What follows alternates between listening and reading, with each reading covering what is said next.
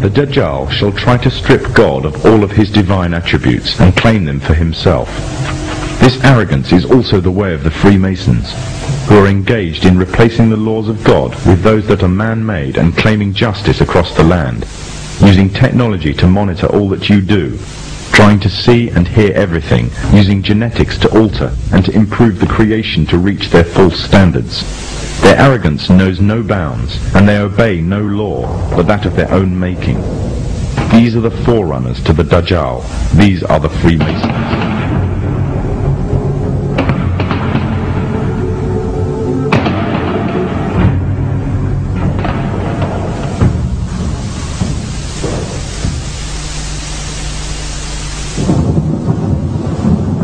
Prophet Muhammad said that a time would come when the whole world would gather around to plan the destruction of the Muslims, as if they were gathered around a table to take part in a meal. Today the nations of the world are doing just that, around the circular tables of the United Nations General Assembly Hall. He also said that the time of the Dajjal will be years of confusion. People will believe a liar and disbelieve one who is trustworthy, and those who rebel against God will have a say in general affairs. Today, during the time preceding the Dajjal, there is also a time of confusion. The systems set up by the forerunners to the Dajjal have ensnared many Muslims away from truth, using lures such as wealth and materialism and fulfillment of earthly desires. A miserable trade indeed. These times of tribulation are like a giant sieve, sorting out the true believers from the apostates and hypocrites. Many have adopted the lifestyle and philosophy of the Dajjal system, retaining perhaps only their Muslim names or clothing, wearing them like a badge to their identity, and in every other way embracing wholeheartedly the system that is being used to eradicate Islam.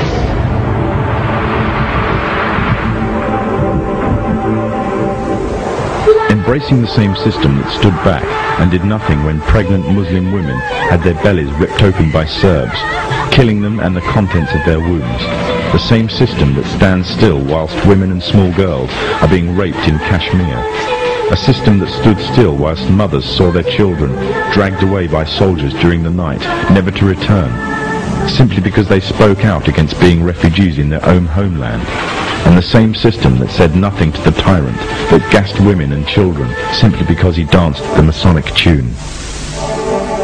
For those who choose this system, claim to love Allah and His Messenger, but hate what He has brought, leave the guidance that is Islam, and they adhere to the evil system of the Dajjal, living their lives in accordance with its rules, and seeking from it worldly rewards, disregarding the truth that is the laws of Allah. They are those who invite upon themselves the wrath of Allah. They came down to the side of the road by the thousands. And they had Kuwaiti flags, and some had American flags. The forerunners to the Dajjal have set up this system to destroy Islam, either directly, through military and economic coercion, or indirectly, using ideological warfare. They have divided and conquered, instilling diseases such as nationalism and racism into the heart of the Ummah. Their biggest fear is Muslim unity and revival of the message brought by the last prophet to mankind. And everything they do is geared to prevent this. They have manipulated Muslims, setting up and promoting divides. They have installed their own universal language, compelling all to learn or be shut out, and reducing Arabic to secondary and inferior language in society. And what they have used most to keep the Muslims at bay is oil.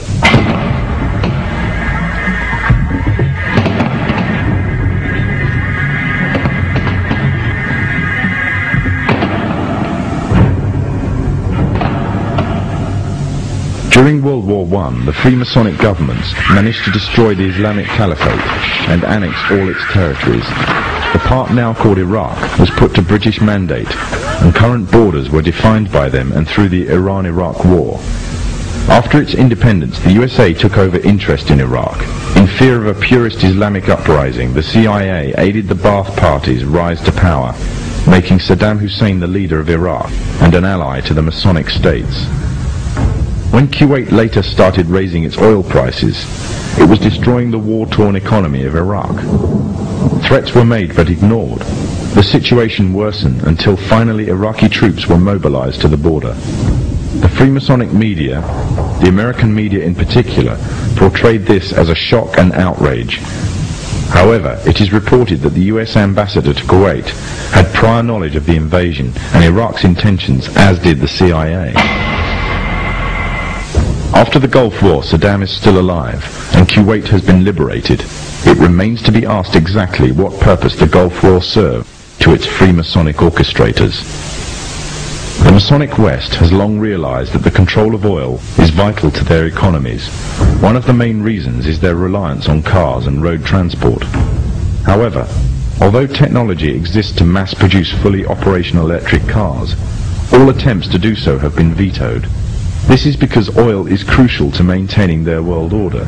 Without the wealth from oil, Muslim economies would fall. And without the puppet governments and leaders, such as Saddam Hussein, the Freemasonic West could not control the Muslim nations. Without the division of wealth and false leadership of these nations, nothing would prevent the purist Islamic movements from coming to power. Poverty creates unity, and Muslim unity is the greatest fear of the forerunners to the Dajjal. The Gulf Wars served many purposes: to promote Western unity, to create divides amongst the Muslim nations, to act as a testing ground for an entire arsenal of military weapons and cocktails of chemicals and drugs. But most of all, it served to ensure a strong military presence in the Middle East. The Dajjal has placed a strong hold in the very heart of Islam itself and laid a firm grip on the Muslim holy lands. But although they plan, Allah also plans, and Allah is the best of planners. The final victory will be with the Muslims.